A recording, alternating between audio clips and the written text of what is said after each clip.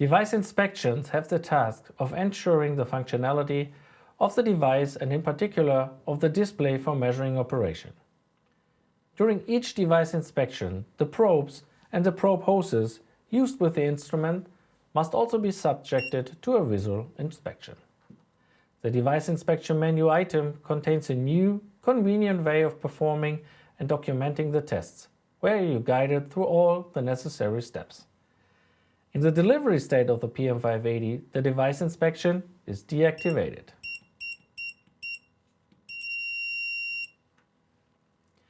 In order to use the guided device inspection, you can activate it via the GasCom software. On this other device, the function is already enabled. Now, let's have a look at what this changes.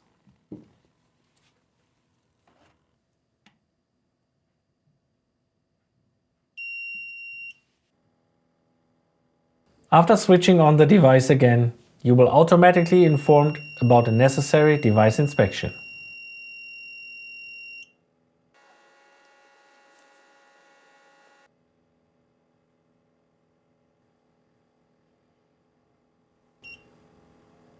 In measuring mode, an exclamation mark in the status bar indicates that a device inspection is due for this application.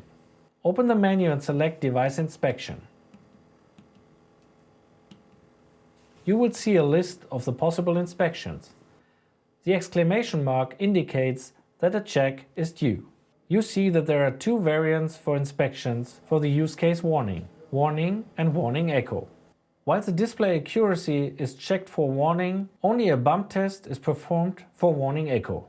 This is faster and uses less test gas. Confirm the warning echo selection. You will now see all the subtests required for the warning echo. In the submenu Device Condition, the display, light, buzzer and general housing status have to be checked. Please confirm the individual items in case everything is okay. Do not forget to check the built-in filters for dirt and moisture.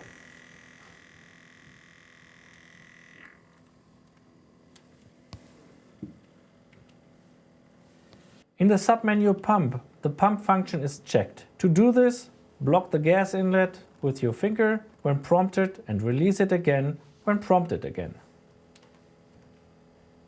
In the submenu Zero Point, please give clean ambient air to determine the correct zero values.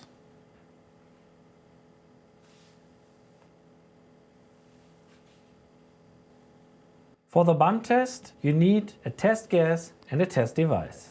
In this case, we use the test gas EX-TEC IR and the test device SPE Autoflow.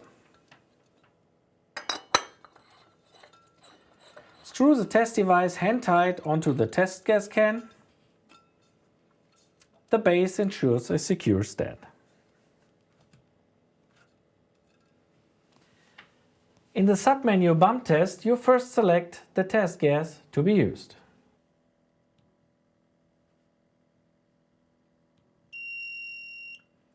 Now connect the SPE Autoflow to the gas inlet of the PM580 and disconnect it again when prompted.